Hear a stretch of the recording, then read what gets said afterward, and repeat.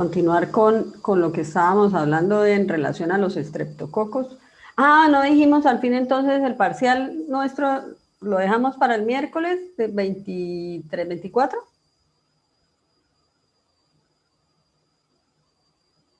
Niños, ¿me oyen? Sí, señora profe, quedó para Sí, el profe.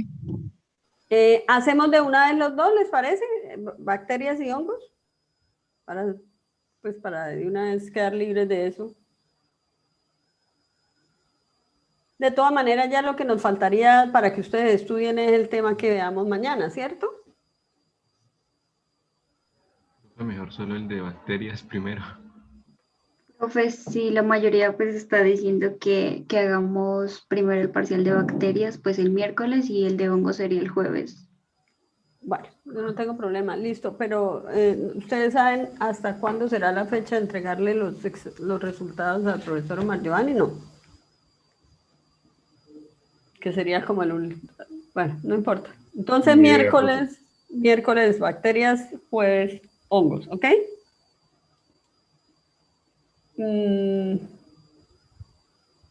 ¿Quedamos así? Sí, profe. Listo. Bueno, nosotros habíamos visto hasta las generalidades y empezábamos ya a hablar particularmente de cada uno de ellos, ¿cierto? Espérenme que estamos aquí. Ah, sí, acá. Bueno, el neumococo es un estreptococo alfa hemolítico, sensible a la aptoquina, soluble en bilis, fermenta la inulina, bueno, todo eso es, digamos que parte del fenotipo de la bacteria. Hoy en día, pues hay pruebas de PCR en paneles que se usan para determinar la presencia de microorganismos más que con mayor frecuencia se aíslan en procesos como la neumonía, porque el único agente causal de la neumonía no es el neumococo, es uno de las bacterias que puedan producir y desencadenar la neumonía, teniendo en cuenta pues qué es lo que se conoce como neumonía, es ese microorganismo con el que se tiene, digamos, contacto, ingresa por la vía respiratoria, logra llegar a través de la vía respiratoria y pasa laringe, faringe, tráquea y logra llegar a alvéolos e impactar ya lo que es el pulmón y producir las manifestaciones propias de una neumonía. Ahí a nivel del alvéolo pues se desencadena una respuesta inmune de tipo, digamos, celular, fagocitosis, monocitos, polimorfonucleares y por eso pues se va formando esa característica de una lesión que es, digamos, empieza a producir secreción, moco y demás. Ese mismo moco, pues también, el moco es parte de lo que sucede por el impacto sobre el tejido, sobre el epitelio, de ahí el surfactante pulmonar, hay interleuquinas que se desencadenan, natural killers y demás, tratando de producir la defensa del tejido como tal y ya pues todo lo que ustedes han visto en referencia a citoquinas y toda esa tormenta que hay a veces que produce pues más impacto. Este microorganismo es un diplococo, o sea, son como dos coquitos pegados, como dos granitos de café. Es encapsulado, morfológicamente en pares, obviamente, porque es un diplococo. Son mesófilos, porque recuerden que las bacterias que son patógenas humanas deben ser capaces incluso de ser termotolerantes, porque la temperatura nuestra en órganos internos no es 37 grados centígrados, es un poco más, de manera que la bacteria tiene que ser capaz de tolerar más o menos entre un intervalo de temperatura entre mesófilos y termófilos. Este microorganismo, nosotros somos el hábitat del microorganismo, de tal forma que la infección se hace entre personas, ¿sí? Por vía respiratoria, en saliva, al toser, al hablar, bueno, todo lo que ya ahorita ha estado tan discutido en relación pues a esta enfermedad nueva que tenemos nosotros. Digamos que una vez se haga y empieza ese proceso en que transforma a un microorganismo que en la gran mayoría de las personas es parte de la microbiota en un patógeno tan complicado, porque la enfermedad producida por el neumococo puede tener un curso mortal en los pacientes. Afortunadamente, pues ahora ahí está dentro del esquema de vacunación, de manera que ese grupo etario que era tan sensible, los niños, a partir de los 2 meses y más o menos hasta los 5 años, pues hoy en día están protegidos. Ahí sería el otro grupo etario que también es sensible a la infección y a desarrollar proceso de enfermedad con la bacteria, que es en los adultos mayores, por lo que ya hemos conversado en relación a la inmunosenescencia. Entonces pierde esa competitividad del sistema inmune y puede quedar expuesto a este tipo de infecciones. Las manifestaciones clínicas que pueda presentar o las enfermedades que se puedan desencadenar por la presencia de los neumococos pueden ser neumonía, bronquitis, bacteremia, y la complicación más grave, no quiere decir que la neumonía no pueda ser grave y mortal, es la meningitis. Entonces, produce bronquitis, neumonía, bacteremia y meningitis. Entonces, una vez que alcanza la vía hematógena, puede extenderse, pasa la barrera hematoencefálica y puede llegar hasta el sistema nervioso central, pues produciendo lo que son las manifestaciones clásicas de una meningitis, ¿sí? Afección del estado de conciencia, todo lo que son convulsiones, pérdida digamos, la persona está desorientada en todas sus esferas, las pupilas pues están anisocóricas, tiene lo que son los signos de Grudzinski y demás, que corresponde a las manifestaciones clínicas de un proceso infeccioso a nivel del sistema nervioso central. Ya dijimos que se realizan en presencia de bilis de buey o de oxocircolato sódico y son sensibles a la optoquina. Se pueden sembrar en medios como agar chocolate, en agar sangre, y son colonias pequeñas, redondas, produce una hemólisis alfa. El crecimiento se favorece mucho si se hace en presencia de un 5 o un 10% de CO2, porque no son aerobios estrictos, ¿no? Como estructura antigénica y de la cual se desencadena la respuesta inmune, pues tiene polisacáridos que producen una activación de respuesta de células B. Tiene una cápsula que se puede observar mediante un proceso de reacción antígeno-anticuerpo o un reactivo, es una reacción que se llama la reacción de Coulomb, que lo que quiere decir es hinchazón. Lo que se busca es, mediante un proceso de reacción, que se aumente el tamaño de la cápsula y poderla observar. Bueno, ¿cómo empieza la patogénesis? Una vez puede ser parte de la microbiota del hospedero o adquirido de persona portadora sana o de persona enferma, y pues obviamente se adhiere a las células y empieza su tránsito hasta llegar a alvéolos, pulmones y afectar y pues producir las manifestaciones clínicas propias de una neumonía. La enfermedad se produce por la presencia de cápsula, porque la cápsula demora el proceso de fagocitosis, porque la cápsula lo que hace es aumentar de tamaño el microorganismo, de manera que dificulta la fagocitosis, y se necesita la fagocitosis para hacer presentación de antígeno, para que complemente la respuesta inmune. ¿Cuáles serían esos factores de riesgo por los cuales, o los que están presentes en una persona que empieza a sufrir esta enfermedad? Pues entre otras, infecciones de tipo viral, por ejemplo, infecciones por influenza, parainfluenza, virus sincitial respiratorio, todo este tipo de virus, rinovirus. Bueno, el rinovirus no tanto, pero lo que son parainfluenza, influenza y virus sincitial respiratorio, teniendo en cuenta que afectan directamente ese tejido, ese epitelio cilíndrico estratificado, ciliado, que tiene ese encargo como barrera de protección natural, ¿cierto? Y las bacterias van a colonizar ese tejido y actúan como oportunistas, no solo el neumococo, pero por ahora vamos a hablar del neumococo. Las personas que pues tienen hábitos alcohólicos, cuando hay una dinámica circulatoria normal, alguna, digamos, por algún problema a nivel respiratorio, hipertensión, de diabetes, EPOC, fibrosis quística, todo ese tipo de factores en los cuales pues la dinámica a nivel del pulmón y demás pues se ve alterada porque se acumulan secreciones y todo eso pues puede ser, digamos, un factor en el cual la bacteria puede empezar a colonizar esos tejidos que ya están afectados previamente por otro evento infeccioso. Y alguna otra patología que facilite, bueno, por ejemplo, pacientes que estén recibiendo tratamientos para el cáncer, que estén siendo trasplantados de algún órgano y entonces pues el paciente trasplantado está inmunosuprimido y eso pues le facilita la coinfección, la comorbilidad o la oportunidad al neumococo.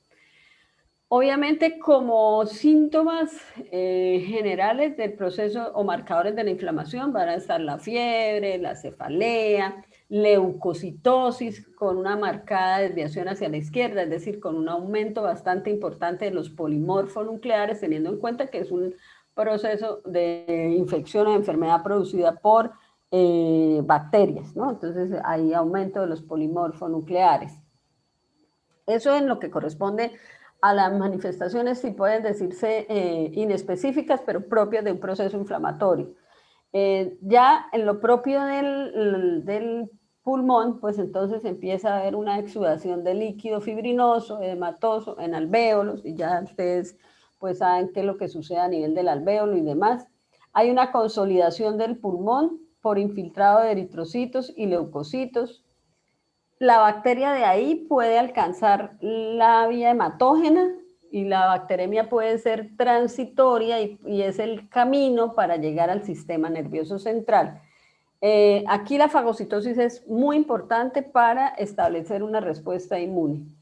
El paciente pues obviamente va a tener fiebre, una fiebre alta, escalofríos, dolor pleural agudo y la secreción que se va a formar porque es pues generalmente estas lesiones bacterianas a nivel de alvéolos y pulmón son exudativas y además de exudativa puede ser hemoptísica, es decir, con sangre, entonces, o sea, sanguinolento o herrumbroso.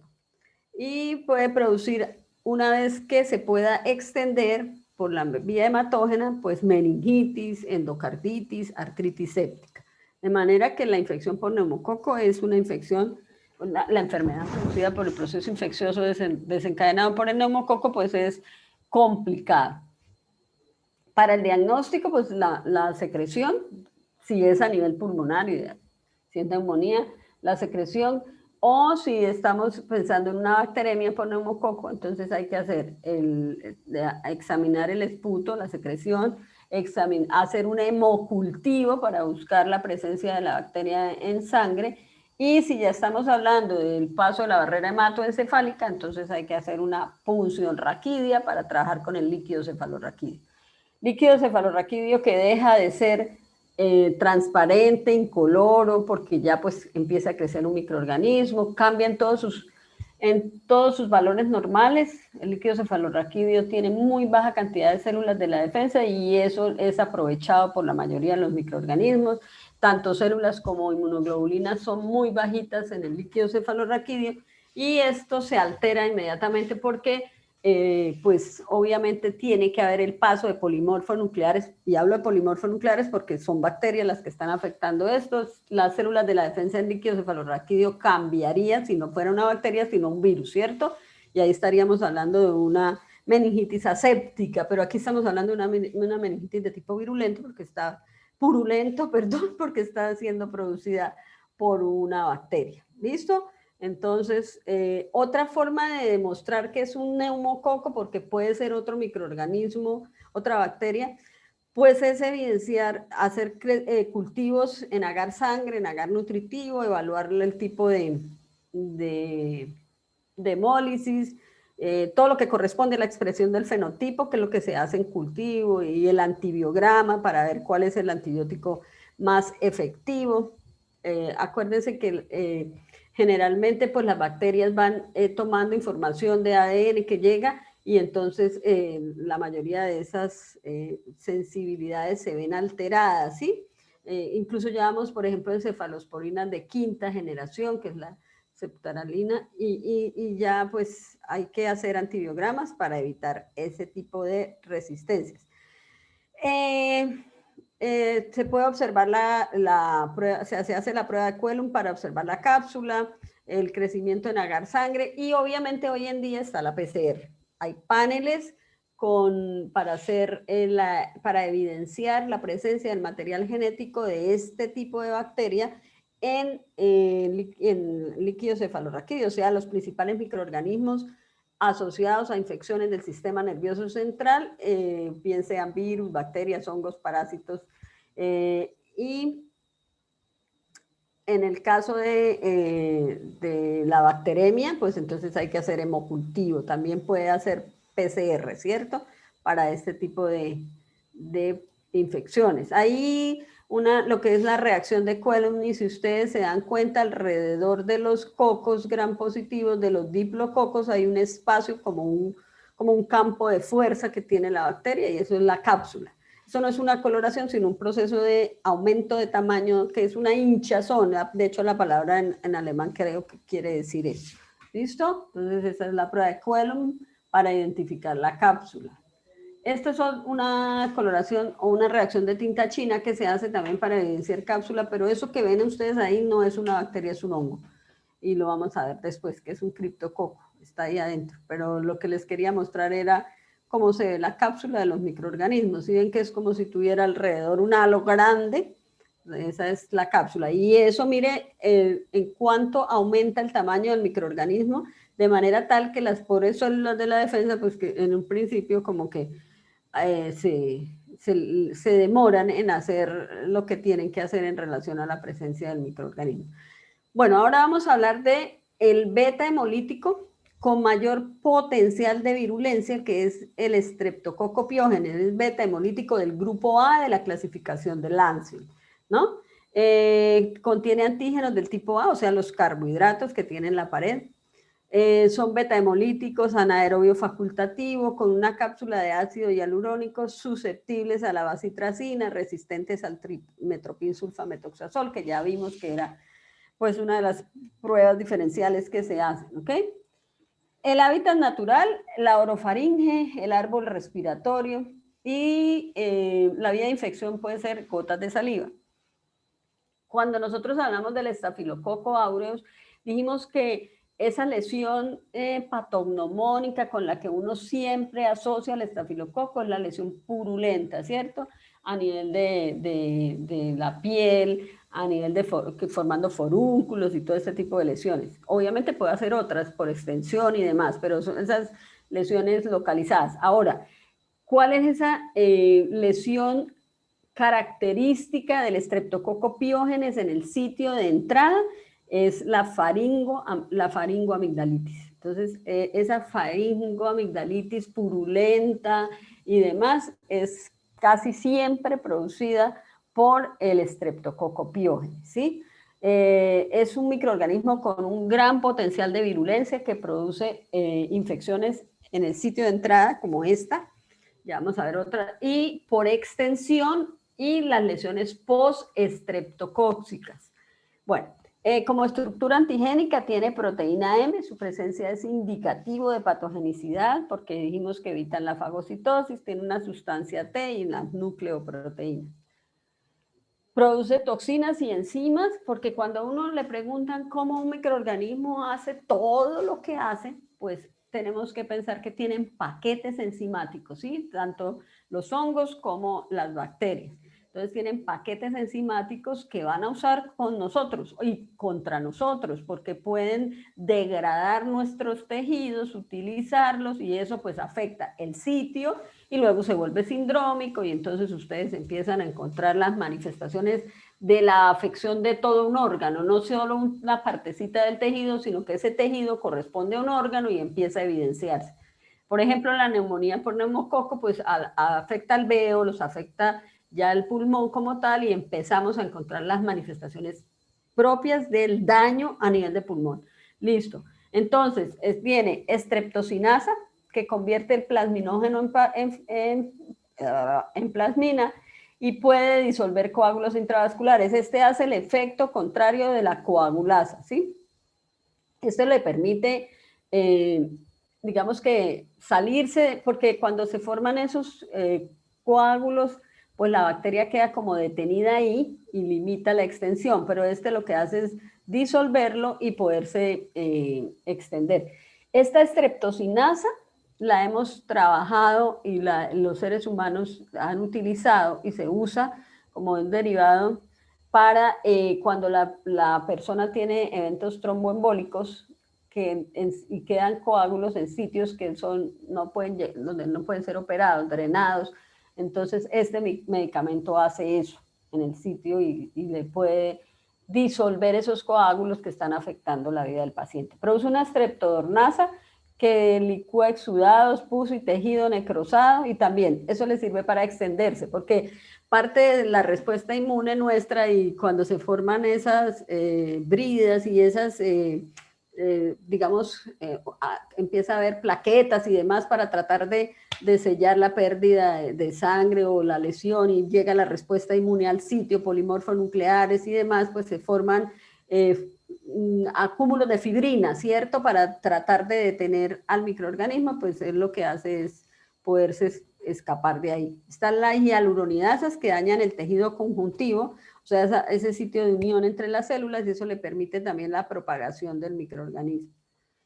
Están exotoxinas pirógenas, que son formadas o adquirida la información a través de un fago lisogénico asociado a síndrome de choque tóxico estreptocócico y la fiebre escarlatina. Aquí produce un choque tóxico estreptocócico más o menos parecido al producido por el estafilo. Ellos en algunas cosas se parecen y actúan en sinergia, teniendo en cuenta que están en el mismo, podrían estar en el tejido de la misma persona los dos ahí, y aprovechan esos cambios en las células, en los ácidos grasos, en el pH, ruptura de la piel, lesiones que llegan hasta la fase y demás, pues entonces la bacteria va cambiando de planos y va comportándose como un verdadero patógeno. Produce una disfosfopiridina nucleotidasa que produce lisis de leucocitos y es como las leucocinas del estafilococo. Y aquí sobado porque la bacteria dañando los leucocitos, pues entonces. Y hay hemolicinas del tipo streptolicina O y S. Las streptolicinas O son hemolicinas y digamos que el hospedero produce anticuerpos contra la streptolicina y esos anticuerpos contra la streptolicina nos permite evidenciar la patología, el proceso infeccioso con unos exámenes que se llaman antiestreptolicinas. Entonces se busca de manera cualitativa y cuantitativa la presencia de anticuerpos contra esta streptolicina. Eso quiere decir que la persona, la bacteria está en el paciente, que el paciente ha elaborado, la bacteria produjo hemolicinas, streptolicinas O, y el paciente produjo anticuerpos.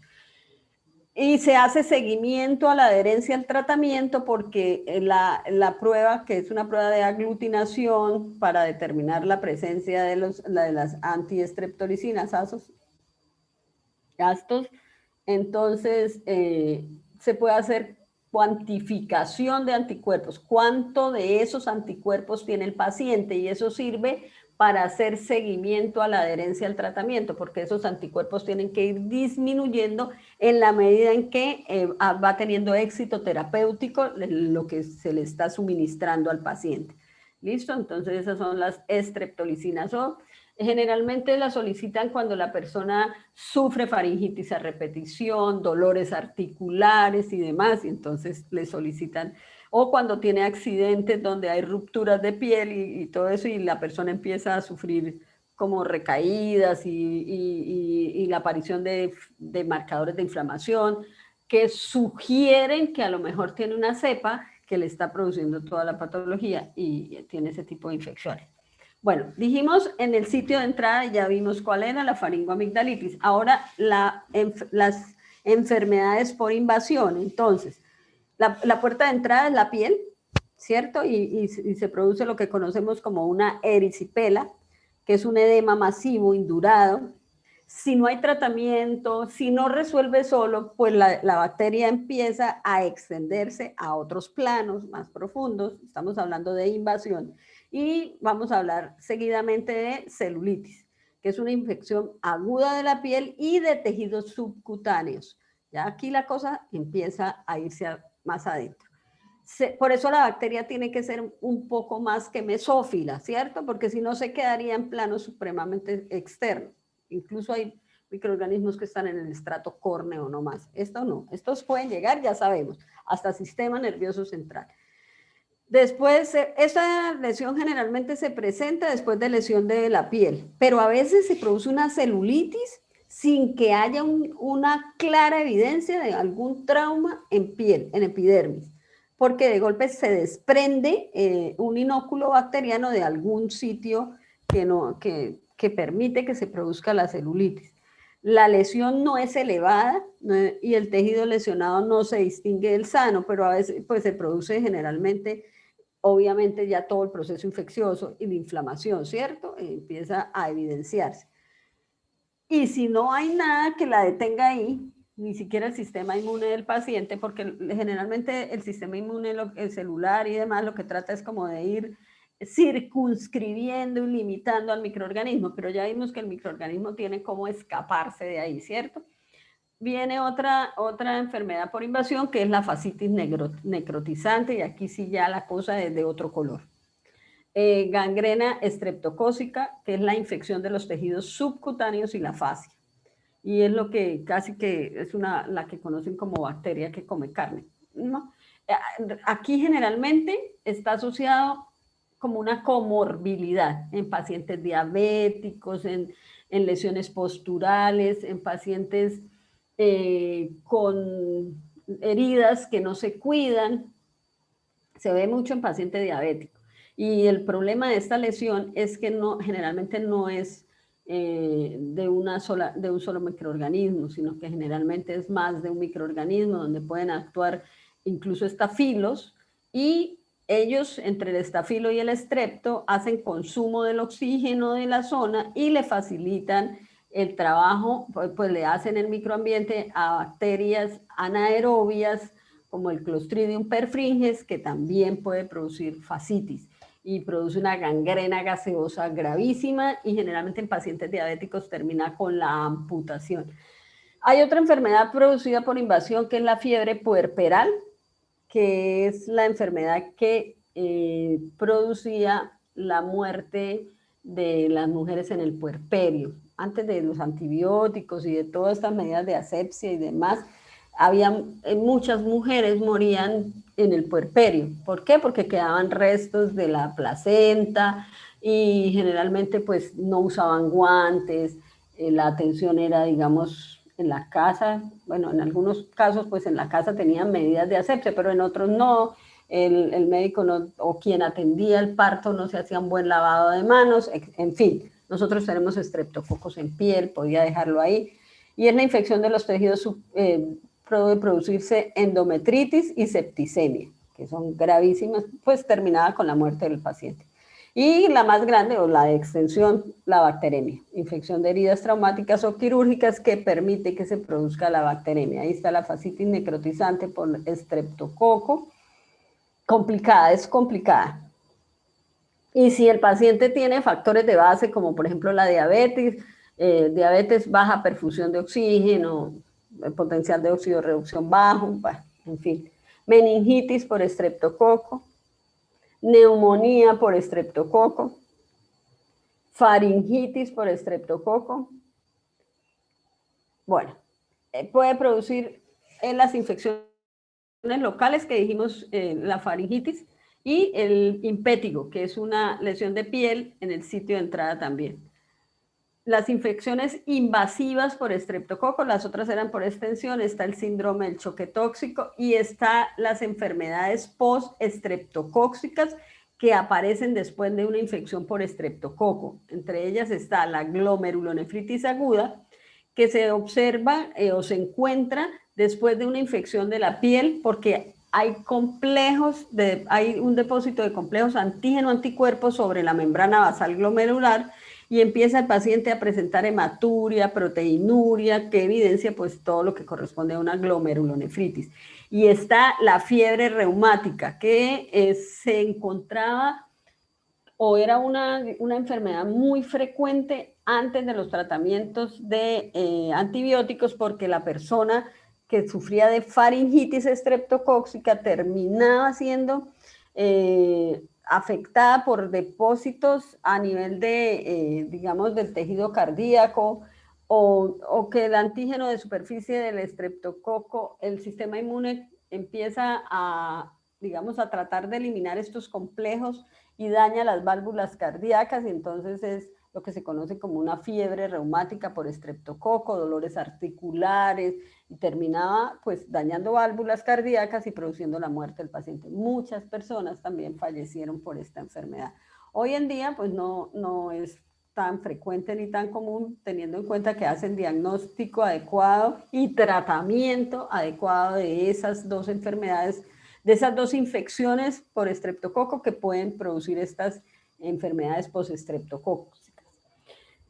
Para el diagnóstico del estreptococo, pues dependiendo de donde esté, ¿cierto? De lo que esté sospechando a nivel de faringe, pues cultivo del sitio, del exudado. Si es bacteremia, pues un hemocultivo. También PCR, bueno, todo lo que corresponde además para evidenciar este tipo de microorganismos. En agar sangre, beta-hemólisis, la evidencia de la clasificación de Landsfield, y demás, pruebas para detección de antígenos del frotis de faringe, pruebas serológicas, anticuerpos que son de tipo IgM en un principio, la gran mayoría de ellos. ¿Listo? Y el título de antiestreptolicina, recuerden, eso generalmente lo solicitan cuando están sospechando infecciones por estreptococo. El ideal, un cultivo con un antibiograma para determinar con exactitud no solo las sensibilidades y las resistencias, sino la concentración mínima inhibitoria. Porque en relación a la concentración mínima inhibitoria, los antibióticos que se deben usar son los que tienen una concentración mínima inhibitoria igual o menor a la unidad. Porque la concentración mínima inhibitoria, a veces como hoy en día los antibiogramas son automatizados por punto de corte, pueden informar sensibles, aunque la concentración mínima inhibitoria esté por encima de 1. Y si hay uno que está por encima de 1, mayor a 1, o mayor o igual a 1, pues ahí debe buscar dentro de ese reporte en el antibiograma los que estén menores iguales a, ojalá menos de 0,5. Entonces ese es el antibiótico que debe usar. ¿Por qué? Porque es la menor concentración de antibiótico que puede detener el crecimiento de ese microorganismo. Acuérdense que el antibiograma se hace para cada grupo de bacterias específicamente para esa bacteria que aislamos en la muestra de ese paciente. Como epidemiología y control, se debe tratar de erradicar los estreptococos del paciente, 10 días de tratamiento generalmente, con penicilina G benzatínica vía intramuscular. A veces hacen como ciclos después del tratamiento, cuando esa persona como que todavía tiene evidencias de la infección, porque tiene fiebre y demás de esto, a repetición. Entonces le da una dosis de soporte, digamos, del antibiótico. En las personas con fiebre reumática, con penicilina intramuscular o sulfonamidas por vía oral todos los días. Listo. Ahí está lo que es el impétigo. Entonces hay que hacer un buen diagnóstico porque podrían confundirlo con un herpes simple, tipo 1, ¿cierto? Otros estreptococos. Está el Agalactiae, que es un beta hemolítico del grupo B. Forma parte de la microbiota vaginal en la gran mayoría de las mujeres en edad reproductiva. Digamos que el problema con el Agalactiae es las enfermedades que pueda producir en el producto del embarazo en el momento de pasar por el canal de parto, porque puede producir, infectar al recién nacido y producir una sepsis fulminante, meningitis o un síndrome respiratorio. Entonces, por eso a las mujeres se les hace como parte del control del embarazo, frotis de flujo, para, entre otras cosas, para evidenciar la presencia de este microorganismo, ¿no? Entonces hay que hacer un tratamiento de antibióticos para eliminar este microorganismo.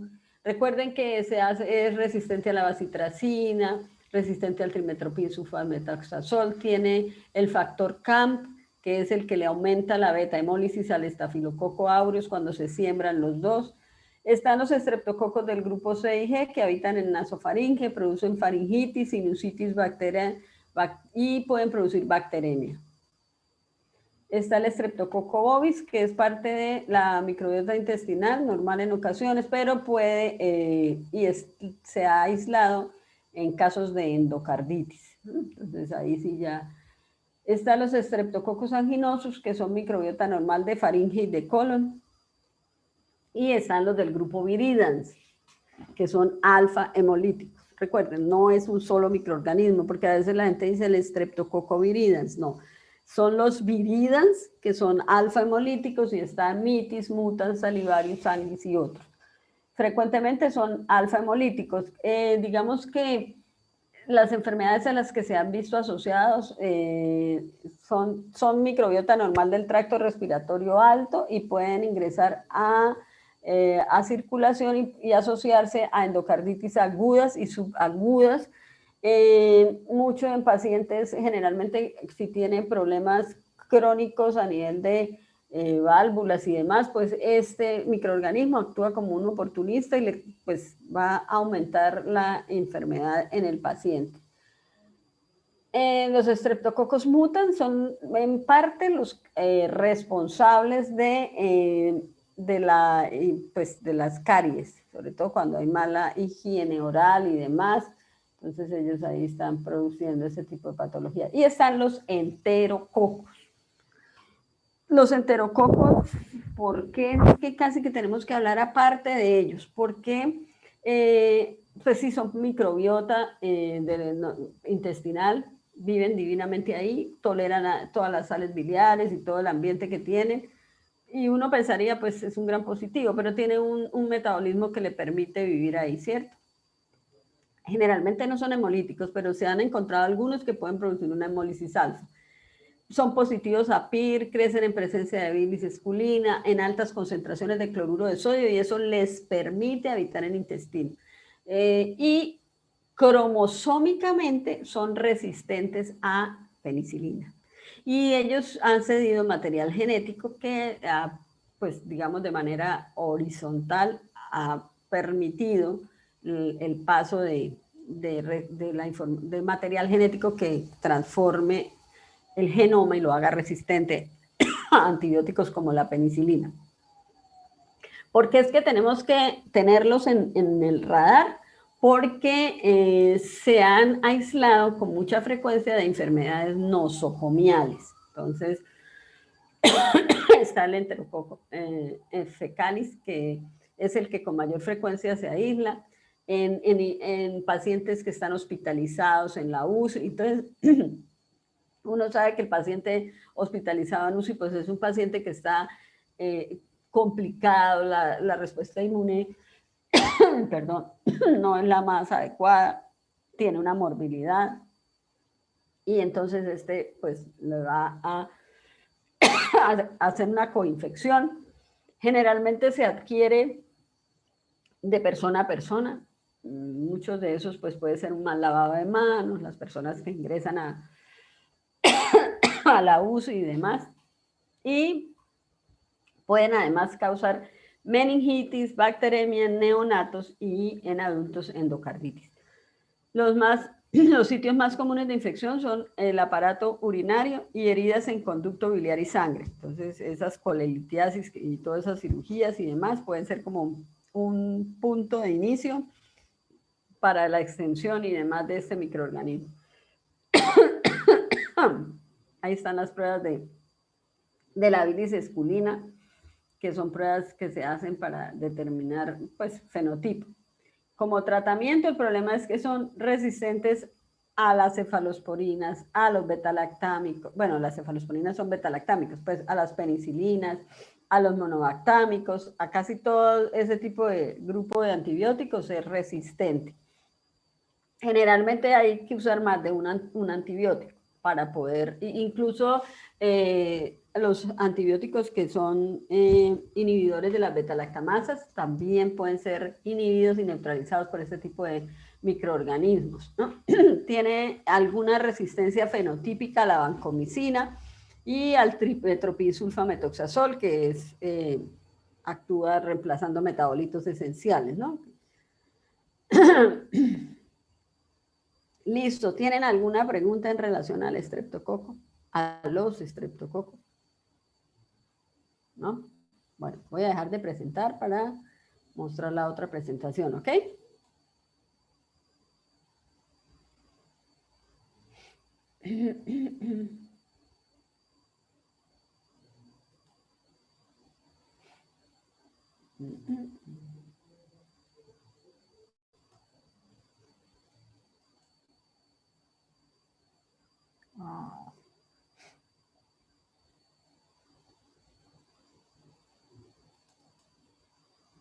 Bueno, y ahora ya nos queda cambiar de grupo en morfología y en respuesta a la tinción, de manera que pasamos de los cocos gram positivos a los bacilos entéricos gram negativos, enterobacterias. Y vamos a hablar de las enterobacterias, que son pues bastante importantes.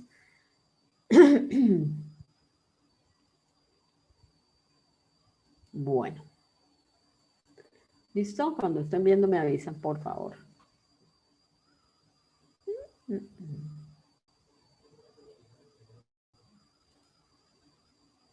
¿Ya? Sí, ¿cierto? ¿Ya están viendo la presentación? Aún no, profe. No, profe, todavía no. ¿No? Vea. No. Yo ya tengo aquí que ya. Ya, Ahora sí, profe. bueno, listo. Entonces, ¿quiénes son las enterobacterias? Pues por el nombre uno dice bacterias que viven a nivel entérico, ¿cierto? Entonces, ya eso nos hace pensar que tienen unas características generales propias de grupo y otras particulares propias de género y de especie, ¿sí?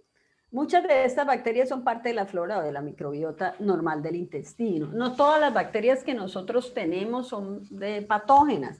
Ellas cumplen ahí un papel esencial en mantener nichos ecológicos que son muy importantes para la digestión, para la producción de algunos antibióticos que ellas producen para eliminar otros grupos de bacterias, para mantener, digamos, el mismo, lo que corresponde al proceso digestivo y demás, porque mantienen el estado normal de enterocitos alejando otros microorganismos.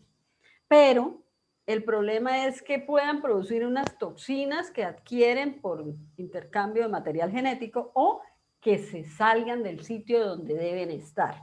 Entonces, cuando estas bacterias se desplazan de su lugar y alcanzan otros sitios anatómicos donde no son conocidas, que llegan ahí a ubicarse, pues afectan y producen enfermedad. Microorganismos que son nosotros somos el hábitat de esas bacterias, ¿sí? Pero ahí, en el intestino. El problema es que se salgan de ahí o que empiecen a producir algunas toxinas como las que ya vamos a ver y entonces empiezan a afectar el tejido y a producir eventos, en la gran mayoría, diarreicos.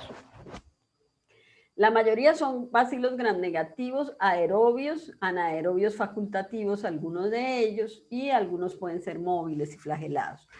Tienen un metabolismo bastante activo, generalmente hacen fermentación de carbohidratos. Recordemos que el metabolito esencial de las bacterias es la glucosa, los carbohidratos, entonces estas bacterias lo que hacen es fermentación de carbohidratos.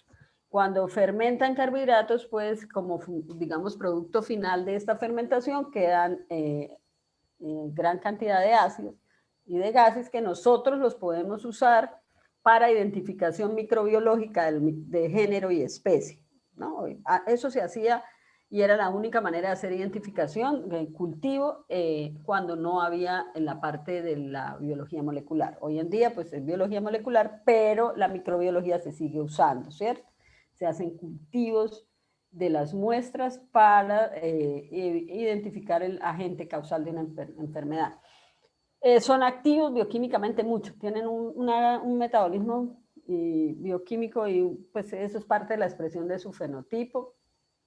Fermentan glucosa, son catalasa positivos, oxidasa negativos, reducen los nitratos a nitritos y eso también nos permite la identificación en medios sintéticos, en bioquímica de identificación.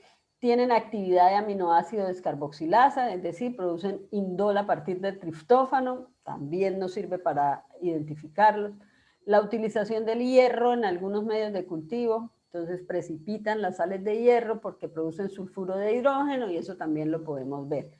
Y hay medios especiales para fermentación e identificación de los microorganismos. Recuerden que eso es todo fenotípico, igual que el antibiograma. El antibiograma es evaluación fenotípica, pero detrás del fenotipo siempre está el genotipo que se ve afectado por intercambios de material genético y luego empieza a expresarse.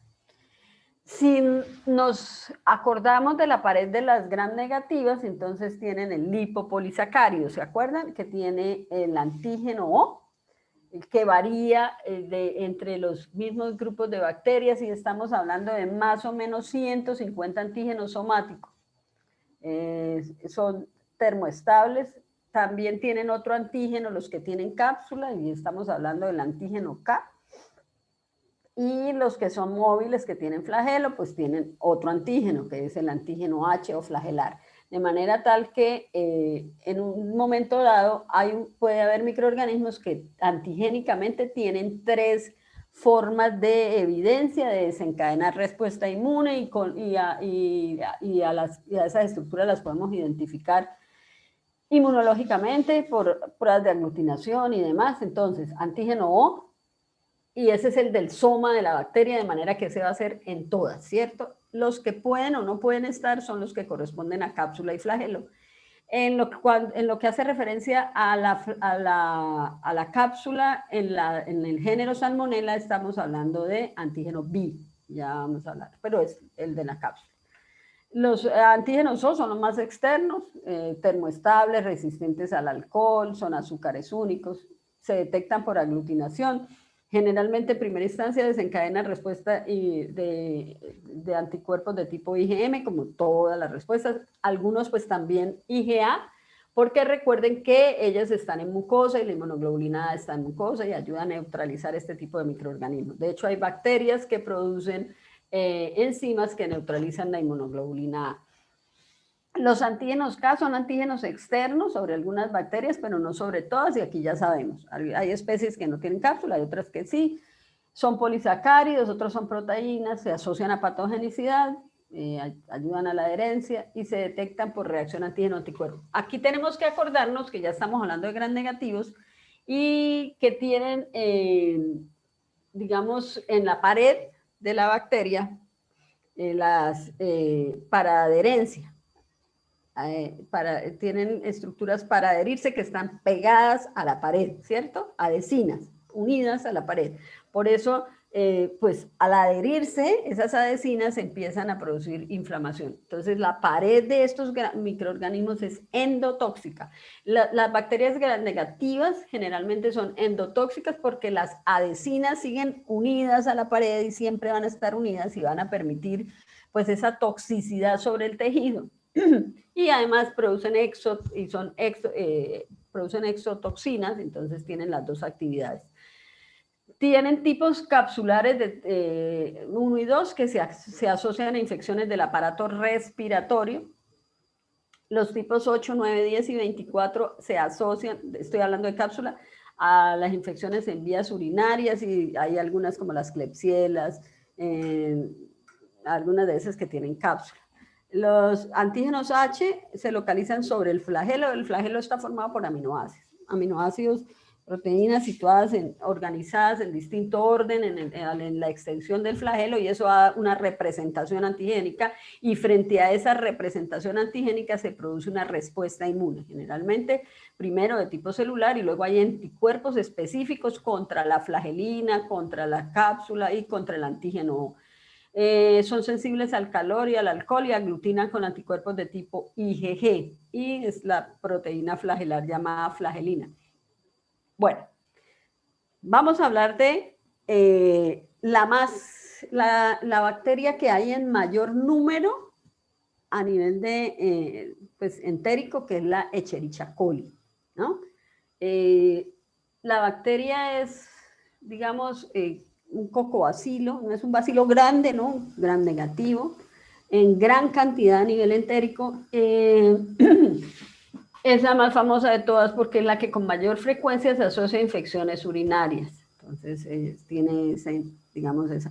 Pero esas bacterias entéricas pueden producir infección en casi todos los sitios anatómicos, porque ellas pueden pasar a tejidos, a órganos internos, huecos, vísceras huecas, a hueso, a sangre, a pasar la barrera hematoencefálica, producir infecciones del sistema nervioso central.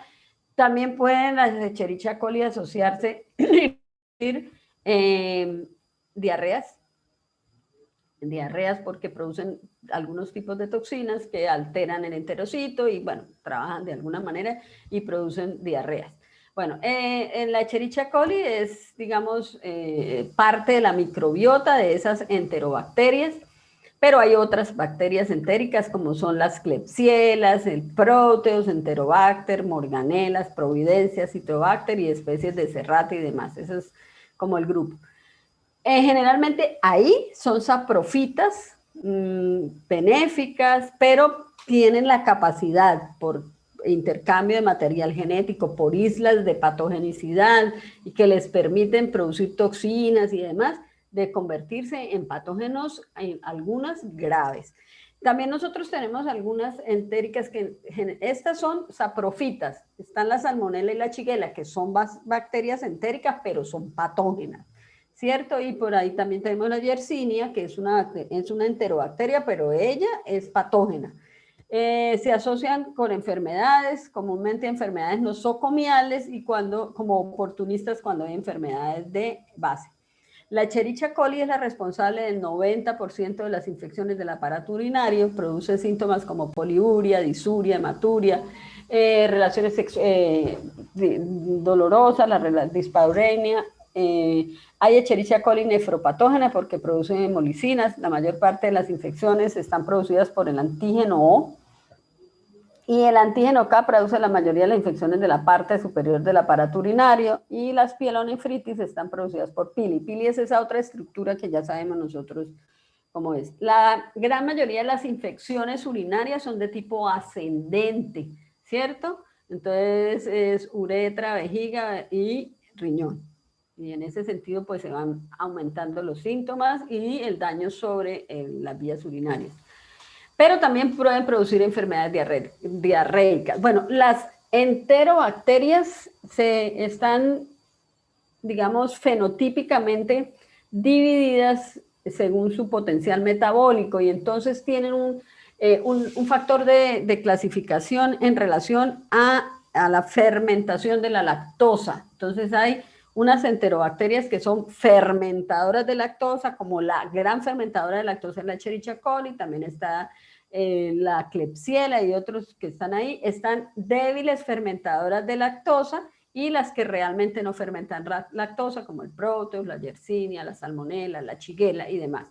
¿Listo? Ellas no fermentan lactosa. Entonces, esa es una forma de identificación. Recuerden que hay medios de cultivo que son diferenciales y selectivos que nos permiten evidenciar qué tipo de bacteria es. Entonces, si fermenta la lactosa, da un color, al disminuir el pH, el indicador de pH cambia generalmente hacia rosado, quiere decir que fermenta la lactosa. Las colonias son rosadas, ¿sí? Bueno, hay otros medios de cultivo que son diferenciales y selectivos. en donde la Escherichia coli crece y le da un color como metálico sobre las colonias. Bueno, eso ya es expresión fenotípica. La Escherichia coli causante de diarreas, que es muy común, es casi que está algunas de ellas ubicuas, cosmopolita, otras están en algunos sitios donde son endémicas, se clasifican por las características de la virulencia, es decir, las manifestaciones clínicas. Y tienen un mecanismo, cada una de ellas tiene un mecanismo diferente para producir la enfermedad. Generalmente esta es producida por plásmidos o fagos. La capacidad de adherencia son codificadas por genes generalmente transmitidos por plásmidos y las toxinas son mediadas por plásmidos o por fagos.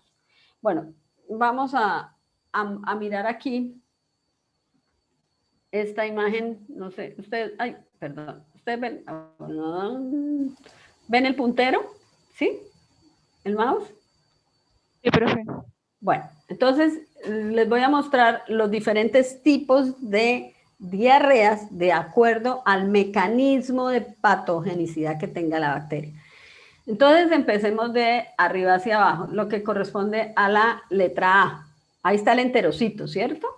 Está bien con todos sus cilios y demás. Y fíjense cómo llega la bacteria, se adhiere al enterocito, borra las vellosidades y en ese momento la bacteria empieza a, digamos, a hacer daño o a producir la toxina. Bueno, no, en este caso lo que hace es borrar las vellosidades del enterocito y esa es una diarrea acuosa. ¿Por qué? Aquí no va a haber no va a haber absorción de líquidos porque pues el enterocito está pulido, no tiene cómo fijar líquidos y que los ingrese. Entonces, cuando se hace la observación microscópica de esta materia fecal, no hay ni hematíes ni leucocitos. Entonces, lo que pasa es que es una bacteria, en el caso de la Escherichia coli, que es capaz de adherirse, pero no de invadir el enterocito, ¿sí? Como no hay invasión del enterocito, pues no hay daño de mucosa, ni nada de eso, no hay polimorfonucleares, ni hay hematíes. Ese es un tipo. Ahora, en la que tiene la letra B, la bacteria viene y lo que hace es producir la toxina, ¿sí? Y la toxina ingresa al enterocito y hace el mecanismo que tiene para efectuar.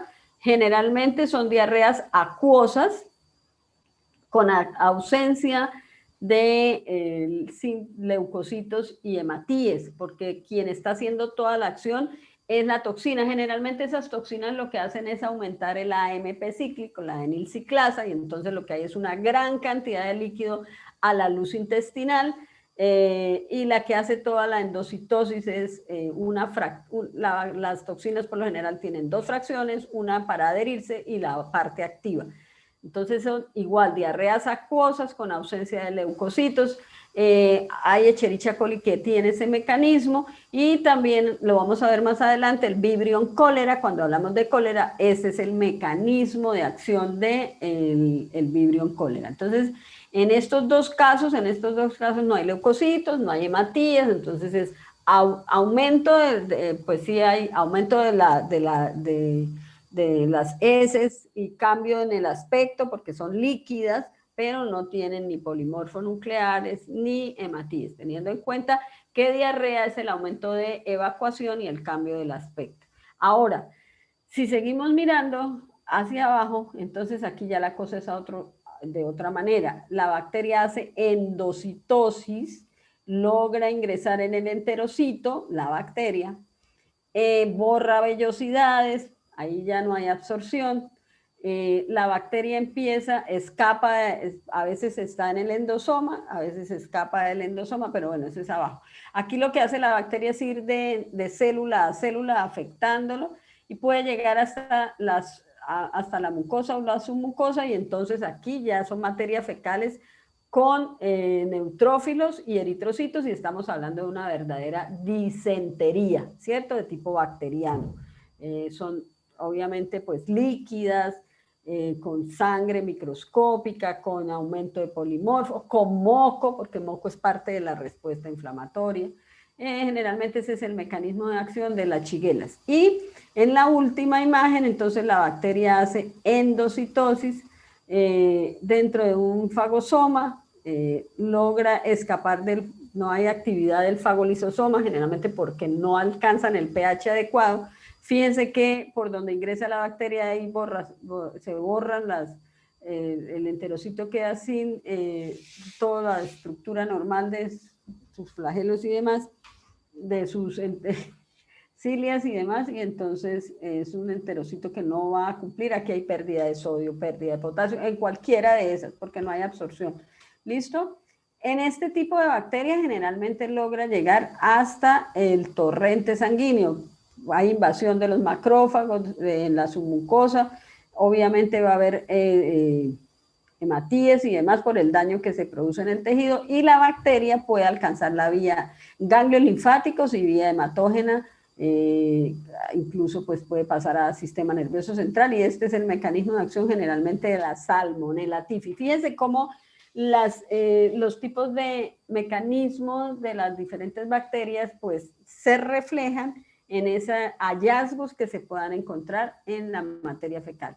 De manera tal que podemos hablar que hay distintos tipos de diarreas: osmótica, secretora y exudativa. Cuando hablamos de diarrea osmótica estamos hablando de aumento de solutos a la luz intestinal, que no se absorbe frecuentemente, son ingeridos. Lo más frecuente es la intolerancia a la lactosa, producidos por laxantes. Está la secretora, que hay un aumento de secreción intestinal, líquidos y electrolitos.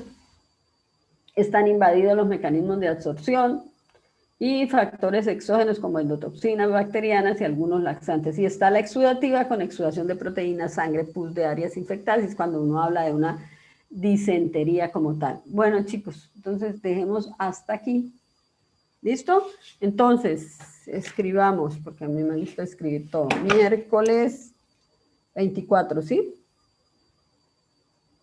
Sí, profe. Miércoles 24. ¿A qué hora lo dejamos? ¿A las 3? Sí. ¿Sí les parece? Sí, Listo. profe. Sí, profe. Esto, bueno, listo, ok. Yo creo que nos podríamos unir los dos grupos para hacer el parcial, ¿cierto? Sí, el otro grupo no tiene problema, profe. Ah, ok, listo. Entonces, ahora les digo y ya pues desde ahora quedamos así. Listo. Ah, bueno, mañana nos vemos. Listo, chicos. Entonces, señora. Profe, disculpe, una cosita. Lo que pasa es que un compañero me comentó que él presenta pues los quizzes y pues recibe clases desde el celular, y en el momento en el que iba a entrar a la llamada, el celular se le apagó porque le estaba fallando. Bueno, que entre ahorita. Ah, listo. ¿Pero a cuál grupo? Porque ¿El de allá qué también grupo está el A es? y el C. ¿El Y él de es qué del grupo B. Él es del grupo. Ah, pues que me escriba ahí, que es del grupo B, ¿ok? Ah, listo. Que Pero entre, que entre entre en el grupo A, porque Listo. ahorita sigue el grupo A, pero él me escribe ahí que es del grupo B. ¿Cómo se llama su compañero? Se llama Iván Higuita, profe. Ah, ok, listo, ya sé. Bueno, listo. Profe, Sí. qué pena, otra cosita. Dígame. Mis compañeros, pues algunos también me preguntaban que si existe la posibilidad de que nos regale, ya sea en el parcial y pues en los quizzes, un minuto más para poner pues el nombre. A veces como ahí pues el internet es un poquito lento y eso, mientras pues envía. Listo. Un minuto. Vale, profe. Para que no Gracias. empiecen a hacer un intercambio de información, llamar a un amigo. Bueno. Listo, profe, gracias. Chao. Chao. Chao.